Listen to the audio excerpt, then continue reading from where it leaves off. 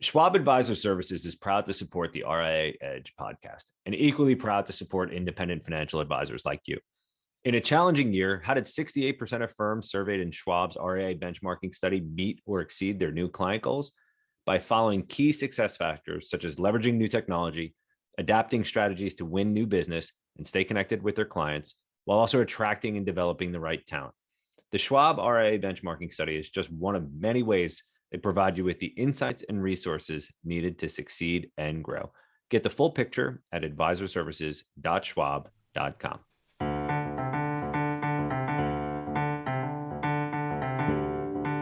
Welcome to the RIA Edge Podcast. This is Mark Bruno, Managing Director of the Wealth Management Group at Informa Connect. And we are incredibly excited for this episode here today of RIA Edge, where we are joined by Jackson Wood, who's a financial advisor and a portfolio manager at Freedom Day Solutions. Jackson, thank you so much for being here. I appreciate it. Yeah, I appreciate the invite. I'm excited to be here, and hopefully I can add something informative to the listeners. Loved all the episodes I have heard already. I appreciate that. And I'm excited about this because I feel like I know you because you do a fair amount of social, a good amount, and it's really high quality. But this is actually the first time that we've had a live conversation. So I appreciate you taking some time out to do this because I think that there's a lot that we can touch on here for our audience that specifically will help them think a little bit more about how they might like to approach social, how they might like to approach content marketing, and just also learn from some of the things that you've learned over the last several years here. So Jackson, before we jump in and talk a little bit more about some of the growth and the success that you've experienced over the last couple of years, I think it would be really helpful for all of our listeners just to get a good sense for, one, who your firm specializes in working with, and two, your role since you wear two hats, so to speak, at the firm. Yeah, sure. So Freedom Day Solutions is the name of our RIA. We are headquartered in Houston, Texas. And then I'm actually here in Idaho, about an hour south of Yellowstone National Park. I run the kind of northwest section of the business. And as far as two roles at the firm, my predominant role is a financial advisor. So I work for just everyday regular families, here in Idaho and some virtual clients that, live throughout the US. And, we build retirement portfolios with kind of traditional assets. We specialize in a dividend growth approach on the equity side. So we actually have an ETF that we launched May 5th of last year. And then as a portfolio manager, I actually run the crypto strategy. So we offer actively managed, directly held crypto portfolios for certain clients that want to kind of speculate on the emerging asset class. But predominant role as a financial advisor, it's what I love. It's my favorite thing, the only thing in life I'm good at. So I'm fortunate to be in that role. And then, we're growing the crypto solution as well. So it's kind of fun to attack both sides of the risk spectrum. You definitely have a great seat and a great lens, especially with everything going on in the world that we've experienced over the last year or so. And had I known that you were on the outskirts of a national park, I wouldn't have done this podcast remotely. I would have tried to figure out a way to do this in person. Love it out there. It's a beautiful part of the country. So we'll have to get into that one on my next podcast where I visit financial advisors at all the national parks in the United States. So on the subject of growth, I've looked at a lot of different things this year, talked about a lot of different things on this podcast and others. And one of the themes that has really crystallized for me that summarizes what 2022 has been is while it's been a bear market by and large, it feels like it has been and it still is a bull market for financial advice. I'm curious, one, what your experience has been like this year, and then two, as you're connecting with presumably younger clients and more do-it-yourself investors, what is it that what problems are they coming to you to solve, Jackson? Yeah, it's a great question. So this year, I think in financial markets has been much more difficult than the last few years. So the value of advice, the value of just being able to kind of guide someone from where they are to where they want to be has risen exponentially. And so if you're out there as an advisor giving that advice, or you can show people that you know what you're doing and they feel comfortable talking to you and initiating a conversation with you, I mean, that's proven to be invaluable to us with, new partners coming into the firm that we're pleased and grateful to be working for, to just growing the audience that we have on social. I think as people navigate the changes in the economy with interest rates moving, I think the value of financial planning is going up significantly. Interest rates being higher now, with pressure on the labor market, with pressure on, retirement portfolios, just having someone to go to get comforted by, to, get advice from, and making difficult life decisions and transitions. And we've seen our clients that we have worked for years just continue to be more grateful. And then, they refer us individuals, and then we get people from, social media that reach out. It's just a very good place to be in as an advisor, because we truly offer something of value to the clients. And we have seen that through, growth, and through, new partners coming into the firm. And it's just been overall a difficult year in the markets, but it's been a good year for business, primarily because the value of advice has gone up. 100%. And I also think, if we go back, the last couple of years, starting with March 2020, wealthmanagement.com or RIA Edge, we focus a lot on the business of the financial advice business. And we tend to talk about how well a lot of wealth management firms, and RIAs in particular, pivoted and became virtual overnight. One of the things we haven't necessarily talked about as much, though, is how much the investors have changed, right? So it went from an industry where people had to see you, right? You had to meet face to face for them to learn how to trust you, right? That's changed tremendously. So I'm kind of curious what your experience has been there, and also how you've been able to leverage, whether it's YouTube or Instagram, to cast a wider net and to gain and build trust with your new client base. Yeah, it's interesting. So with, the technology available to us, like Zoom, which we're recording this podcast on, or, Teams or Google Hangout, we can jump on the phone or a Zoom call with anybody and kind of have that face-to-face meeting with them. So we have clients all over the country that I've never even met personally, that I do feel like I know them, that I would consider my friends. So really grateful for that, in addition to, being able to jump on the phone with them or email back and forth. It really makes that relationship building component of the business easier. And it definitely, we have lots of clients that we work for that we've never met face to face. And so there doesn't seem to be any sort of barrier, with having them trust you or come into the firm.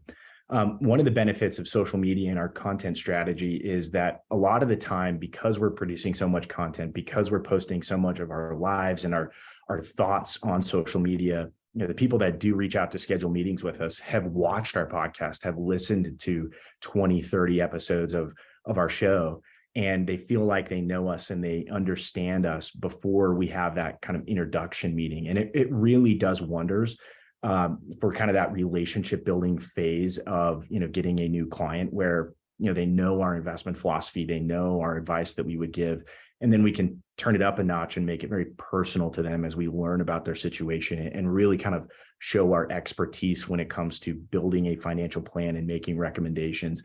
But it honestly, like, that is one aspect of the social media strategy that I didn't fully appreciate when we launched it, was just the relationships that we are building with people before we ever kind of initiate working for them or, sign any sort of contract or have them as clients. It really does kind of bridge that gap between hiring some random person on the internet or someone you found on a Google search versus, hiring someone that you feel like, and that you understand a little bit about their life and, their thought process. So it's been invaluable to us, and definitely something that we're excited about because it's helping the firm grow. It's helping us with retention. It just all aspects of the business it's helping. And not to mention, I don't think anybody ever talks about this, but it is fun. Like I love jumping on the podcast recording time every Thursday at 11 a.m. and editing it on Monday night. So I enjoy that component of the work as well, which is something that, I'm fortunate to say I enjoy doing, but it is fun. Yeah, I appreciate that. And I think it's also, all things being equal, if you were a do-it-yourself investor who, you got married or you had your first kid or second kid, and then you get to the point where you feel like you need professional financial advice, you do a Google search, you look around, and it's hard to tell the difference between one wealth management firm and another just by looking at their website. When you have something like a podcast or a YouTube show, they actually get to hear your voice. And I've gotten it before. It's just at the Schwab Impact Conference a couple of weeks ago and met a few advisors there who said, I felt like I know you already because I listened to your podcast. So I can absolutely 100% connect with that point that you made. That said, I'd be interested, to hear a little bit about your journey, because I know you have a regular YouTube show. You also have a regular Instagram, show, so to speak. How did you decide, what you wanted to talk about, and also, how you wanted to tell the story, so that it does come across in a way that's genuine and people do feel like they know you when they actually first meet with you? Yeah, it's a great question. So our podcast and our YouTube show, I would consider them more formal in kind of our delivery and our approach. We have, show notes, and we prepare ahead of time, and we talk about a different theme or topic every single week. And it's very polished. It is just my partner and I kind of going back and forth talking about it, but there's a lot of preparation that goes into that. And that does reach a certain demographic of, our audience and a certain clientele group. The Instagram show happened just randomly one day. I was at my office and I needed to go get like a water at the gas station. And there was it's like a half a mile walk. So I decided I was going to just kind of walk there. And while I was walking to get a bottle of water, I pulled my phone out, had my headphones, in listening. So I had my mic on there, and I just recorded just this random 5-minute video of me talking about Roth IRAs, because I had gotten a lot of questions about Roth IRAs. So from that very first episode that I posted on Instagram, it's kind of evolved into a weekly, less formal episode where, sometimes I'll pull off the side of the road in my pickup truck and record something that I was thinking about. So it's, not a theme that we dive into like on our show, where it's very complex and robust and there's math. The Instagram side is just much more of like a one-cut raw episode of anything that's in my mind. And those episodes come about like questions that clients will ask or things that people will DM me.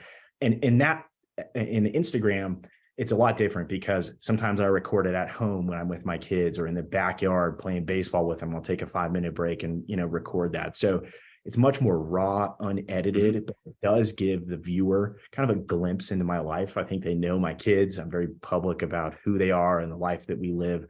And so tying the two together, I think anybody that views it gets to know who I am and what my life is like. And then when they listen to the podcast and read our blogs, they know what it is we do professionally. And so it's done wonders for building relationships and new prospects and new partners coming into the firm. It's been great.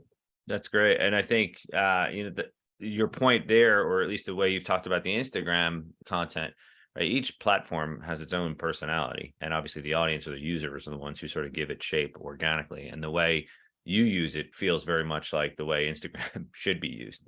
It feels very much like a modern day take on, that weekly, monthly, or quarterly newsletter, right? That so many advisors were sending out 10, 15, 20 years ago, but it feels like it's much more relevant, right? And in the conversation that, a lot of people are actually actively looking for, right?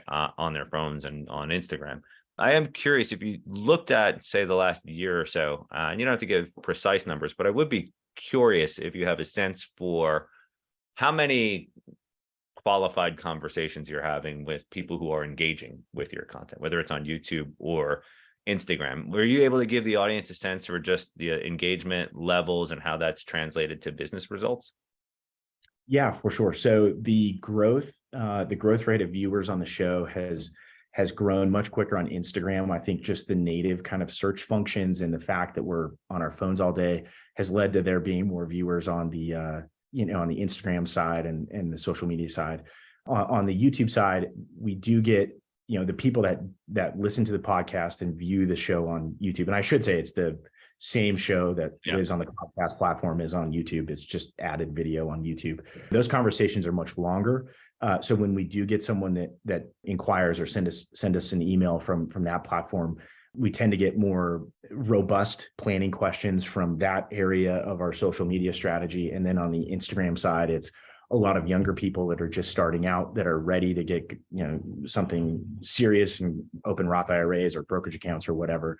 So as far as new business coming in, I would say we average about 5 leads per week when you look at both of the platforms coming in and at the firm, we don't have minimums. So certain things that we want to see in someone's financial life before we can recommend investing. But there's definitely not a shortage of new people coming in and new opportunities. And we stay just as busy with partner work of people that have already been clients of the firm as we do with new prospects and new inquiries. So it's growing faster than than we thought it would. And we've actually had to kind of beef up our internal back office operation side to make sure we can handle account openings and transfers of assets and trading and all that. So it's been really great. I mean, it's forced us to grow in a lot of areas, and as fast as we can come out with the content, as long as it's engaging and compelling and genuine, we seem to just see an ROI there with, new people being interested in working with us. That's great. And I remember years ago having a conversation with a couple of advisors. I was doing a panel with 3 advisors who actually had radio shows. And they were talking about the tens, in some cases, hundreds of thousands of leads they were getting in a given year. But they also all sort of commented that only a small portion of those leads, because it's such a wide net you cast, right, were hyper qualified and were, quote, good clients in the end. I'm curious if you've had a similar experience, or if you look out at the, say, 250 leads, in a given year that your content may be generating, how much did they feel like the type of client that you want to be working with specifically? Yeah, I would say with only a few of them probably weren't ready to invest with us. What we had to do when we post links, to contact the firm in the show notes of the podcast or in the description of the Instagram video, it takes them to a landing page on our website where they're required to fill out, some information and some background. And so we intentionally made it a little bit of work for them to contact us so that we could kind of filter out those that weren't quite ready or a little timid about it. And then if you're willing to go through and do the work and fill out the contact information and give us some background on your situation, it's kind of a signal to us that they're ready to go and they're ready to start investing with us. So we tried to create, I don't like using the word filter, but we just wanted to create a process that they could go through to signal to us that they were ready to invest and to get started. And so that's worked great. I mean, as far as like gathering emails and people viewing and subscribers, that's growing much quicker than the people that are reaching out to us. Yeah. But the work that we've done and the way that we have very specific calls to action in the content, at the end of our YouTube show and in the end of the Instagram videos, we do say, hey, if you're ready to invest and if this sounds like you and you want to get started, let us know, click the link in the description. And so with the filter on the website and kind of the call to action, the people that make it through are relatively qualified and we're ready to get working with them. That's good to know. And I appreciate you providing as much sort of specific detail as you have. It's important because we've talked to firms on this show that are 25 to $30 billion firms, one in particular that added $1 billion in net new assets last year strictly through digital marketing. But you don't necessarily have to have a CMO and a massive marketing department to make progress, right? And to have a voice and to connect with people who actually need your help, right? And your guidance. And I think, the way you've walked through your content strategy, your social journey, and how it's resonated and connected with the right group of people is really important, because I think there are a lot of other people out there that are probably trying to figure out, if they haven't already, right, what the appropriate first step would be to be a little bit more socially active, to perhaps launch a podcast or some other video show. So with that, Jackson, I would ask you, what would be, for somebody who's thinking about a similar journey? They know they have to be more active.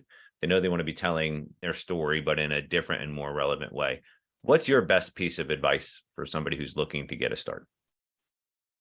Yeah, it's a great question. So the one thing that I would say is that almost all of our industry is built on relationships. And so what we try to do with our content is just portray a very accurate vision of who we are as advisors and portfolio managers.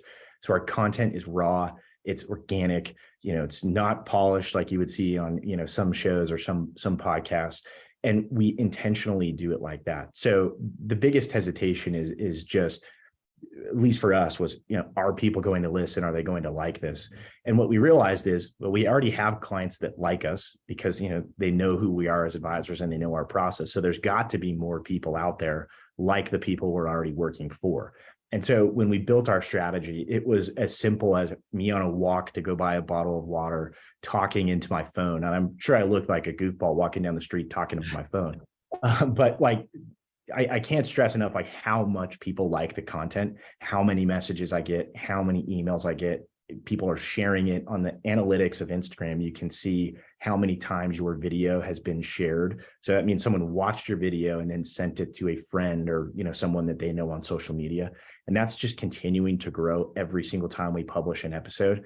And the rule that we set for ourselves was just be yourself, just talk about your life, talk about these different things, answer questions that people have in a very personable, just genuine way. I mean, I think in our industry, we use a lot of jargon and we can very, very quickly talk, in a language that people don't understand. And so what we try to do is just make sure that we deliver it in a way that would make sense, as if, there were an attorney or a CPA talking to us. Well, we would need them to make it, the appropriate version that we could understand. And so as we do that, people just fall in love with the content and then eventually they reach out to us. So just start. I mean, think of me walking down the street at the gas station, holding my phone in the air and then filming. I bought a mic and a computer on Amazon, and we just kind of went for it with the podcast. But if we hadn't taken that first step, I don't think we would be where we are today. Yeah, I think one of the points that you made in there that I just wanted to put at eye level for our listeners, or your level, I should say, was you're also communicating with your existing clients, right? So it's not all about marketing and prospecting, right? Yeah, and I think that's something that's really important, because if you think about how many advisors are making phone calls or how many are writing emails and newsletters and doing real sort of one-to-one communication that could be scaled more effectively, not eliminated completely, right? The one-to-one. But, the podcast is a great way to keep all of your clients in the loop with your thoughts on the market, the economy, and, where we're heading in at this point of the year, 2023. And the shelf life, tends to last for quite a while too. People will always be, doing Google searches for Roth IRA versus traditional IRA. So it's just another way to be found. So I appreciate you adding that much color. And I think, I mentioned 2023, and it feels like the most appropriate way to end here. Jackson, as you look into next year, what are some plans that you have for maybe trying some new things or leaning in to areas that have been particularly effective for you and the firm? Yeah, it's a good question. I actually just finished my 2023 marketing plan last week and shared it with my partner, Ryan. We're going to continue perfecting the social strategies that we have implemented this far. So I'm really going to focus in 23 on the Instagram show. The engagement and the level of views is so much better on Instagram than any other platform that we do have. So I'm going to continue there. And then I think a very important thing to do is once you publish the content, and we're going to get better at this going into 23, we're going to continue to share that content. So once you publish it, you get an initial wave of views and engagement. We're going to follow that up, a couple of times a week with different posts on different platforms. And then one area that we're focusing on going into 2023, and I've actually just been setting this up, so it's an experiment. We'll see how it goes. We're going to really focus on LinkedIn company pages and on Facebook groups. I've just heard a lot of success for people building, brand awareness and getting engagement through Facebook groups and LinkedIn company pages. So I'm excited to dive into that. I wouldn't say I'm an expert on those yet, but it is something that we're going to kind of expand into. And some of the advisors and CMOs we've talked to have found tremendous success on those avenues. So maybe I'm giving out our secrets, but if it works for us, it's probably bound to work for someone else as well. Yeah, it's it's a reason for us to reconnect at some point, mid 2023 or this time next year, just to get a sense for how that's played out and what else you've learned. But for today, Jackson, thank you so much for sharing your story, and in the process, I think giving our audience and our listeners a really good framework for thinking about how they can not only market themselves, but you find their voice and connect with a broader base of existing clients and potential clients. So Jackson, thank you so much for joining us. I appreciate it. Definitely. I appreciate the invite. And again, Jackson Wood, thank you very much for sharing your point of view and your experience on leveraging social media and podcast content to connect with the next generation of investors. We appreciate you stopping by the podcast, and thank you everybody for tuning in here today. It's Mark Bruno, Managing Director of the Wealth Management Group at Informa Connect, and we look forward to having you all back on the very next episode of the RIA Edge Podcast. Take care, everyone. Schwab Advisor Services is proud to support the RIA Edge podcast and equally proud to support independent financial advisors like you. In a challenging year, how did 68% of firms surveyed in Schwab's RIA benchmarking study meet or exceed their new client goals? By following key success factors such as leveraging new technology, adapting strategies to win new business, and stay connected with their clients, while also attracting and developing the right talent.